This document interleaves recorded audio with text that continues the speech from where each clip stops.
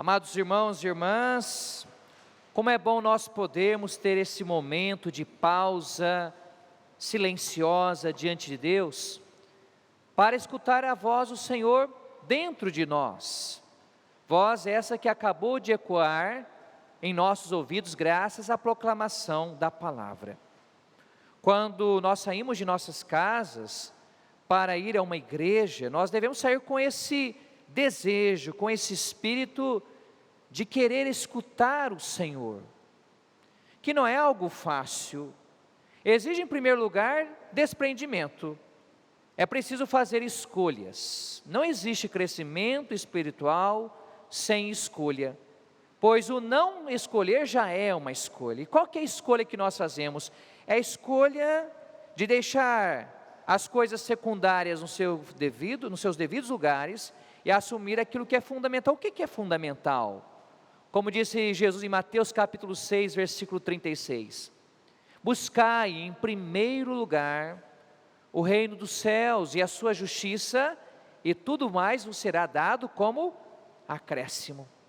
Então quem tem fé, vai colocar Deus em primeiro lugar em relação ao seu tempo. Por isso nós temos, em termos de doutrina católica, a dimensão do mandamento de participar da missa aos domingos de festas de guarda. Assim sendo, quem não participa da missa aos domingos, se não for por motivo de trabalho, por exemplo, médicos, enfermeiros, ou motivo de enfermidade, ou alguma necessidade, não está colocando Deus em primeiro lugar. As pessoas podem dizer: ai padre, eu não tenho tempo de ir à missa. Tem tempo sim. Tempo, dizia Santo Agostinho, é questão de preferência. Nós arrumamos tempo para aquilo que nos é importante. Então vocês que estão aqui no santuário, por que vocês estão aqui? Como que vocês arrumaram tempo para estar aqui? Será que vocês são melhores ou não fazem nada? E as pessoas que estão lá na casa também não? Claro que não. Vocês poderiam estar fazendo agora outra coisa, fazendo jantar, visitando um parente, um conhecido, mas o que vocês escolheram? Escolheram dedicar esse tempo para o Senhor. Porque nós temos tempo para aquilo que é importante para nós, e nós temos tempo para aquilo que nós amamos. Quando duas pessoas estão apaixonadas, a pessoa não vê a hora que acaba o horário do trabalho e chega o final de semana para visitar a namorada ou o namorado, não é assim? Arruma tempo facinho, porque o desejo de estar junto é mais forte. Então nós devemos deixar crescer em nós o desejo por Deus. Isso é esperança. A esperança é desejar a Deus, é colocá-lo em primeiro lugar na nossa vida. Mas não só em relação ao tempo, em relação aos nossos bens materiais. Às vezes nós trabalhamos e nos esquecemos, por exemplo, de no início do trabalho fazer uma oração, para que o trabalho seja fonte de espiritualidade na nossa vida. Você, ao chegar ao seu ambiente de trabalho, às vezes você vai estar no seu ambiente de trabalho com pessoas que não têm fé, com pessoas que não têm amor. Você precisa agradecer a Deus pelo seu trabalho e pedir a bênção do Senhor, para que aquilo que governe você durante aquele dia que poderá ser difícil, seja o amor e a fé em Cristo. Então veja, para nós que cremos, para nós que amamos o Senhor, não existe essa cisão, essa separação. A fé ela é vivida na igreja, depois que eu sair da igreja não vou viver a fé. Não, porque a gente não é separado, a gente não é dividido. Senão nós cairíamos naquilo que Jesus hoje acusou no Evangelho. O que Jesus falou do fermento? Que fermento? Ele falou para nós evitarmos aqui no Evangelho, não é? No versículo 1, a hipocrisia. O que é a hipocrisia? É você agir como um verdadeiro ator.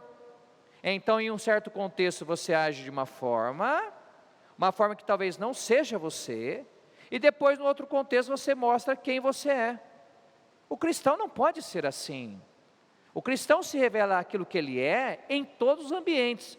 Claro, com prudência, com discernimento. O que é revelar quem você é?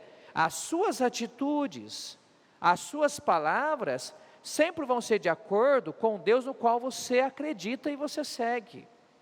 Muitas vezes nós cristãos estamos vivendo o mês missionário, porque hoje muitas pessoas têm dificuldade com a fé cristã. Nós cristãos deveríamos fazer uma reflexão. Talvez seja por causa da vida de pecados delas. Aí a gente não tem uma certa responsabilidade. Mas em grande parte é porque muitos daqueles que se dizem cristãos, ou levam o nome de cristãos, não são cristãos de fato. Têm o nome de cristãos, até foram batizados, mas não vivem como tal. Ou seja, muitos reconhecem em certas pessoas essa hipocrisia, essa diferença entre aquilo que é dito e aquilo que é vivido. Aí você pode dizer, mas padre, a gente nunca consegue viver a fé totalmente. Claro. Por isso o Papa Francisco uma vez falou, pecadores sim, corruptos não. Qual que é a diferença? O pecador é aquele que deseja a Deus, coloca a sua fé no poder da palavra de Jesus. Ele está se esforçando, mas por causa da sua miséria, por causa de situações ainda da vida, incapacidade de acolher a palavra de Deus, às vezes ele cai no pecado. Mas não porque ele quer pecar pelo pecar, é a fragilidade humana. O corrupto não. O corrupto é aquele que não luta mais, que não deseja crescer, que não deseja progredir. Olha, gente, o corrupto é o cristão para o qual a fé se tornou um hábito, se tornou uma rotina. É próprio daquele cristão católico que vai à igreja e fala assim, missa é tudo igual. Ora bem, né? Vamos ser sinceros. Claro que o rito da missa, ele é fixo, mas as leituras da missa são totalmente diferentes. Como que missa é tudo igual? Ou, por exemplo, eu estou cansado, não vejo nada na igreja. Veja, às vezes falta, não é a culpa da igreja, o que falta às vezes é uma abertura do coração para desejar a Deus e viver a realidade da conversão. O porquê que eu estou dizendo isso? Porque hoje a primeira leitura, Paulo, na carta aos Romanos, ele escreve para a comunidade de Roma para falar o que é a fé.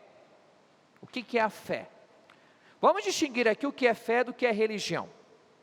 Religião, a pessoa não precisa necessariamente ser cristã, tem várias religiões. O que é religião? É você fazer certas práticas, certos ritos. A fé não existe para a religião, mas é o contrário, é a religião que existe para a fé. Os nossos ritos religiosos servem para potencializar o que em nós? A nossa pertença a Jesus. O simples fato de uma pessoa estar na igreja não significa necessariamente que ela tenha fé. Ela pode somente estar na igreja, de corpo, mas o coração está onde? O coração está longe.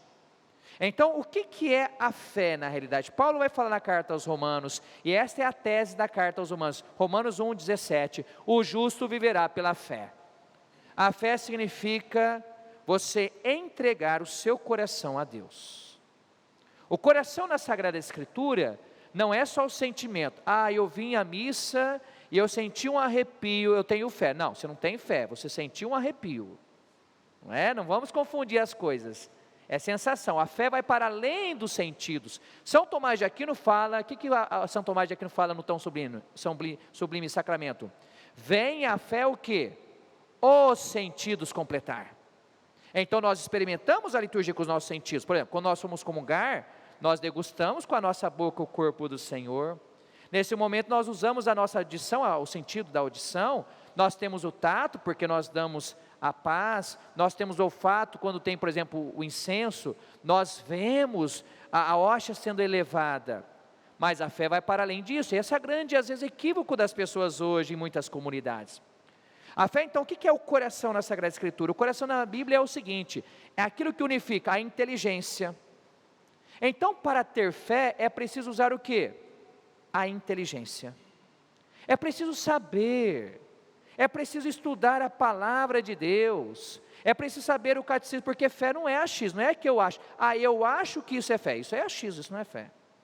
Mas o coração, além da inteligência na Bíblia, o coração também é a vida afetiva, por isso que existe a liturgia, para trabalhar com os nossos sentimentos, com os nossos sentidos. E a fé também são as nossas atitudes, nosso comportamento. Então o que é fé? Entregar o coração a Deus significa dedicar a Deus toda a força da nossa inteligência, toda a força da nossa vida afetiva, toda a força das nossas atitudes. Por isso que Deus fala ao coração. Deus fala essas três realidades. Então a fé, ela sempre é, do ponto de vista bíblico e do ponto de vista da doutrina da igreja, uma resposta a quê? ao Evangelho de Jesus. Paulo vai dizer, inclusive na carta aos Romanos, capítulo 10, que a fé vem pela escuta da palavra, pela pregação da palavra. No dia de domingo, por exemplo, quando tem a missa dia de domingo e solenidades, depois da homilia nós fazemos o quê? O que nós dizemos? Creio em Deus Pai Todo-Poderoso. Por que vem ali a profissão de fé? Porque aquela fé que nós professamos é uma nossa resposta à palavra de Deus. Por isso que fé é sempre dom. Se Deus não viesse a nós, não nos falasse em seu Filho Jesus, nós não teríamos fé, nós teríamos, do ponto de vista da teologia, teríamos apenas sentimento religioso. Então, na fé significa o seguinte, que uma pessoa ela pode crescer na fé? Sim. Ela deve crescer nessa experiência. Uma coisa é quando a pessoa se converte, está no leitinho, está lutando, mas uma pessoa que está 30, 40, 50 anos na caminhada da comunidade, ela deveria ter uma fé cada vez mais madura. Mas o que acontece muitas vezes nas nossas comunidades, que muitos católicos no Brasil não sentem desejo por Deus, não crescem na fé. A pessoa vai ter 80, 70 anos e sempre vai repetindo as mesmas coisas que ela escutou quando ela tinha 7 anos de idade. Para nós encerrarmos, olha a profundidade das leituras hoje. Jesus no final do Evangelho vai falar para nós não temermos que valemos mais do que pardais. O que nos dá isso? É a consciência de quem é Jesus.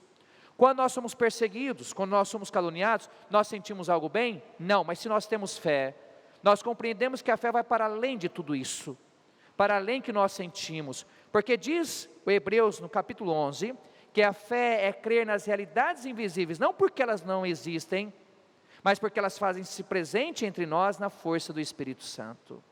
A pergunta que eu deixo para você hoje, nesta sexta-feira, é: como anda a sua fé?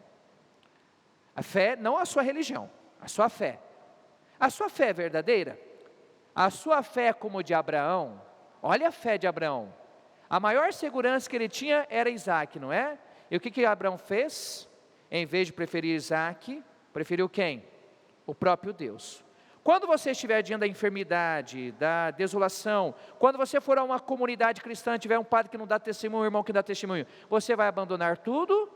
Ou a sua fé vai se provar verdadeira? Veja, o justo vive pela fé, o santo vive pela confiança em Jesus. Vamos seguir o Senhor e deixar essa palavra formar, porque quem tem fé não é hipócrita.